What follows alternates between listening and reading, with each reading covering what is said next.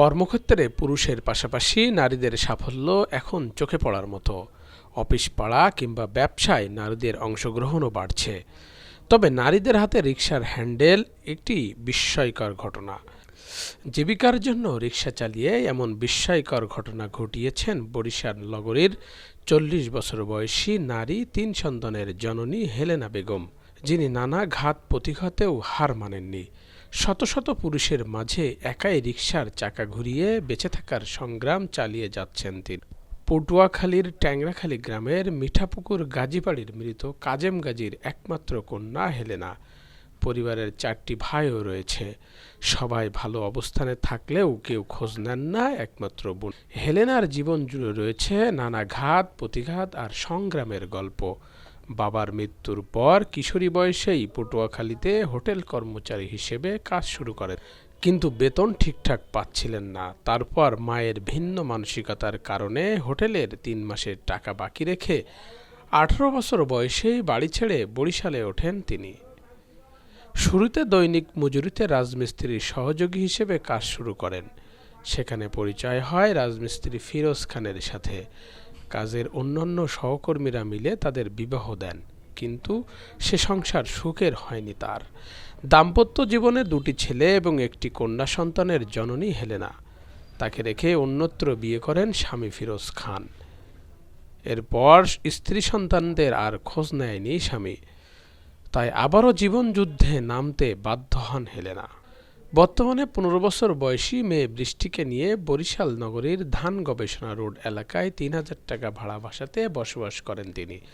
বড় ছেলে ঢাকায় এবং ছোট ছেলে বরিশাল নগরীর রূপাতলী এলাকার একটি পোল্ট্রির দোকানে চাকরি করলেও মা বোনকে খরচ দেয় না। তাই বাসা ভাড়া এবং সংসারের খরচ জোগাতে নিরুপায় হেলেনা অটোরিকশা চালানোর কাজটাই করে যাচ্ছেন। সে একজন মহিলা মানুষ, যেমন রিকশা উঠতে পারে, তার তো পেটের ক্ষুধাই। এখন গ্রামের গণ্যমান্য ব্যক্তিগণ যারা আছে সবাই ওনার পাশে দাঁড়ানো উচিত। সবাই এলাকার গণ্যমান্য ব্যক্তি যারা আছে সবাই ওই মহিলার পিছনে দাঁড়ানো। মহিলা মানুষ অতি কষ্টে রিকশায় উঠছে তার রুজি রোজগার করার জন্য, কিন্তু তার রিকশায় কোনো প্যাসেঞ্জার ওঠে না। তাই সমাজের যারা ভালো মানুষ আছে, প্রভাবশালী, তাদের দৃষ্টি আকর্ষণ করছি যেন ওনার পাশে দাঁড়ায়।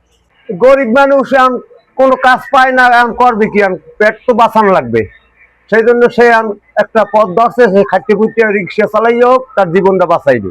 এখন তো ভালো যারা আছে এগুলা দেখে তাকে একটু সহযোগিতা করা উচিত, পাশে দাঁড়ানো উচিত। কথাটা অভাবেই নামছে হে, এতে মানুষ নামে না। যে ভালো লোক এতে নামে না, পেট দেয় এই কাজ করতে আছে। এগুলো ধরে যে হ্যাঁ এই অবস্থায় ধরে, নাটকে এই হ্যান্ডেল থেকে ধরে না। আর যদি কেউ সাহায্য করে তারপরে এই হ্যান্ডেল ধরতে না। ধন্যবাদ। আমি হেলেনা বেগমের কথা শুনেছি। সে একজন অদম্য নারী। সে রিক্সা চালিয়ে জীবিকা নির্বাহ করে। এখন শুনলাম অসুস্থ। তা আমি সরজমিনে গিয়ে দেখবো আসলে তার শারীরিক অবস্থা কেমন, আর রিক্সা চালাতে পারে কিনা। যদি আইনে কভার করে, সেই রিক্সা চালিয়ে জীবিকা নির্বাহ করতে দরকার হলে আমি ট্রাফিক পুলিশ মহোদয়ের সাথে আলাপ করব। আলাপ করে তার একটা রিক্সা দেওয়ার ব্যবস্থা করব। তার জন্য আগামীর পথ বা আগামীর জীবন যেন সুন্দর হয়। আমি আগে হেলেনার সাথে কথা বলবো, তার শারীরিকভাবে তিনি কোন কাজে অভ্যস্ত বা যে কাজ করতে পারবে। যদি কিছু ক্ষুদ্র ব্যবসা লাগে, ক্ষুদ্র ব্যবস্থা করব। আগে তাকে আমি সরজমিনে গিয়ে দেখি তার শারীরিক অবস্থা বিবেচনা করে তার বিষয়ে আমরা পদক্ষেপ নেব ইনশাল্লাহ।